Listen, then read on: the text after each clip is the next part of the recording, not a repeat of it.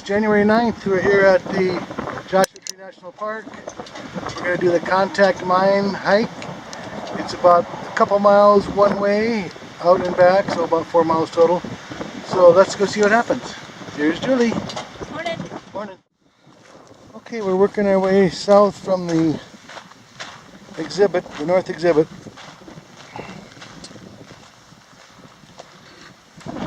Not much out here for landmarks.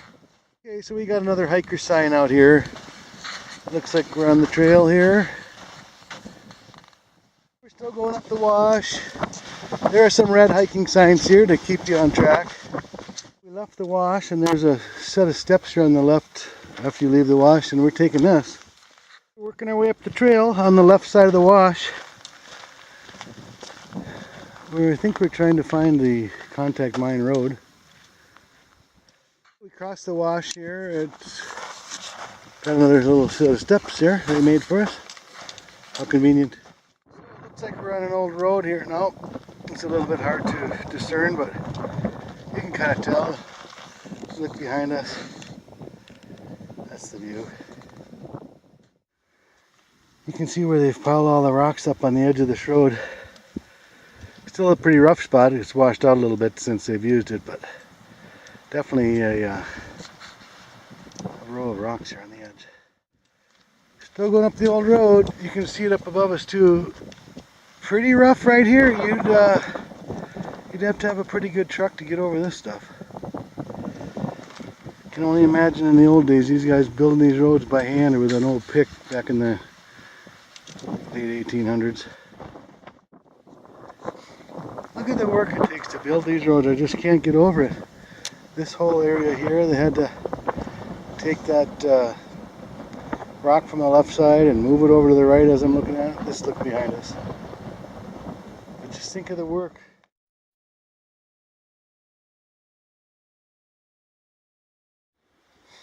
Well, we're down below the mine. There's a big pulley. Some other debris.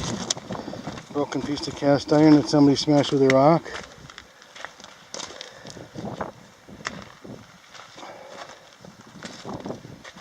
A lot of tin.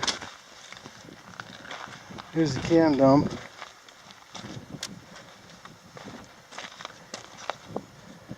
I wonder if that was a part of a structure right there where that rock is. Does it look like a fire at the base of that? So that looks to be the old site of a cabin. There's still a bed frame down there. And there's a lot of tin that was probably the roof. Here's the old tracks from the ore cart line. Right over the edge, there's still some debris down there. We didn't go that way. We'll go that way on the way back.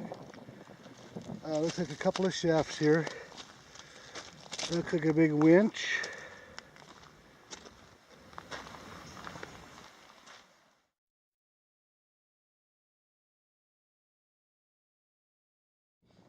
The old engine. Looks like a little 4-cylinder engine. And the transmission here. Shifter's disconnected, but a drive shaft to a pump.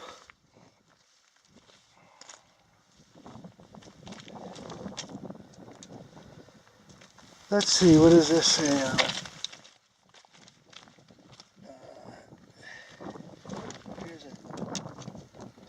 A2468B it looks like.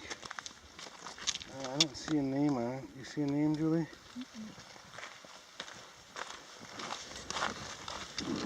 This engine has some numbers on it. P5670-5 and 62313 it looks like.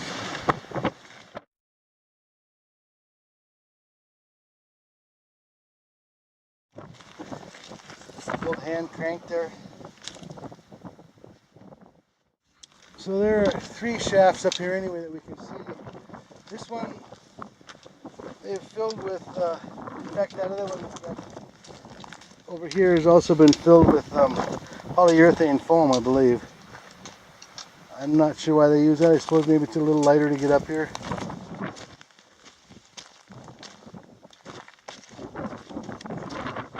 There are the 3 shafts and the tracks, the motor or the engine and the pump, and there's a winch up.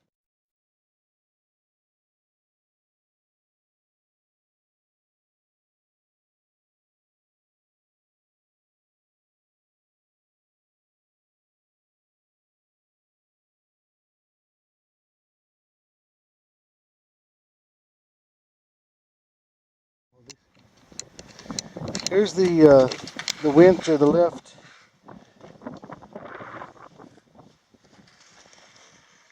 Still moves. Bearings are still good. Solid. So they would have used this to lift the ore or pull the cart up, I suppose. And there was a motor over here, I'm guessing. Yep, look at the old hand crank. It's still there. The old crank starter. And the engine is gone. I suppose that would hook up to that shaft right there. And the rubber wheel would, this rubber wheel would run against the flywheel, or rubber or leather. Cable's not real long, if that tells you anything about how deep the shaft was. There's probably, let's count them. 2, 3, 4, 5, 6, 7, 8, 9, 10, 11, 12.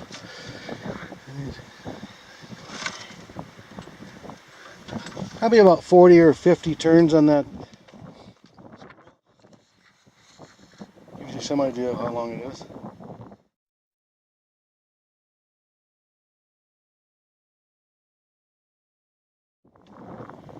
There's down below the tailings, obviously. And railroad track.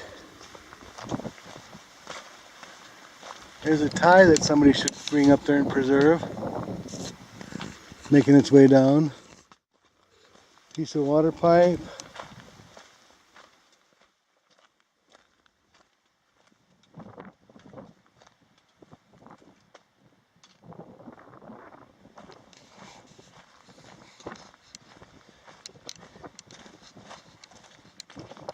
Quite a bit of equipment up here still.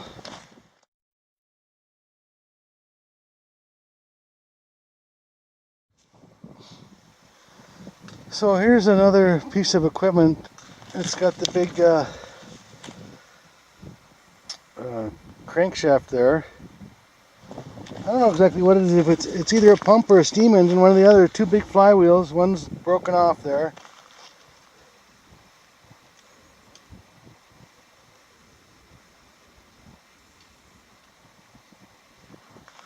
Barrel that they use for something that they welded some pipe out of. Here's the front axle of a vehicle of some sort.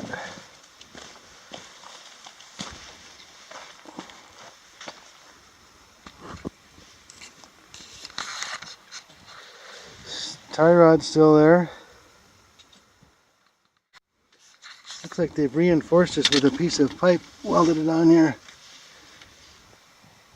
Looks like they also repaired or reinforced it. Oh, they locked the tie rod so it can't move. That's what it is. They must have used this for something that didn't need to be steered. Here's another piece of equipment. I don't know exactly what this is. It's got a crank in there. And some flywheels. Big piece of specialized gear there.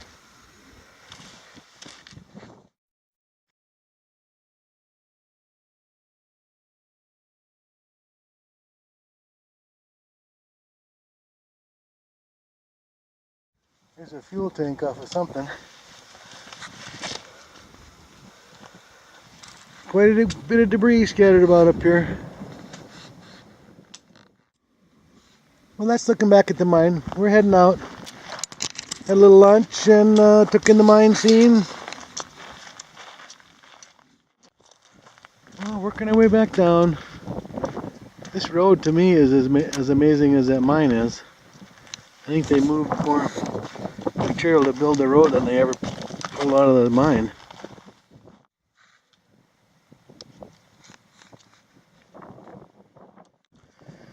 Okay, we're back down to the wash. We're going to cross the wash. Or we might go down it. Let's see what happens.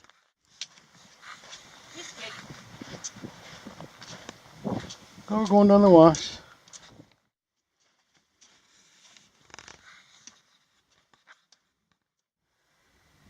See this big square chunk up here with the right angle on it? Look right up there.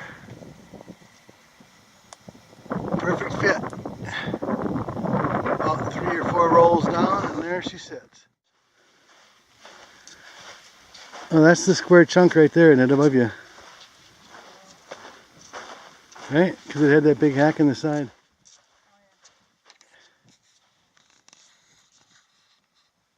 That would have been a nice crunch coming down there. This is that big hunk that fell down. Lily's standing under there. I got her in there for reference, for size, but you can see how big these boulders are. Can you imagine that thing crashing down there? I bet it would hurt. Well, we're just about back to the trailhead. The wind's kicking up pretty good. So, hope you enjoyed the video. Thanks for watching. Happy hiking.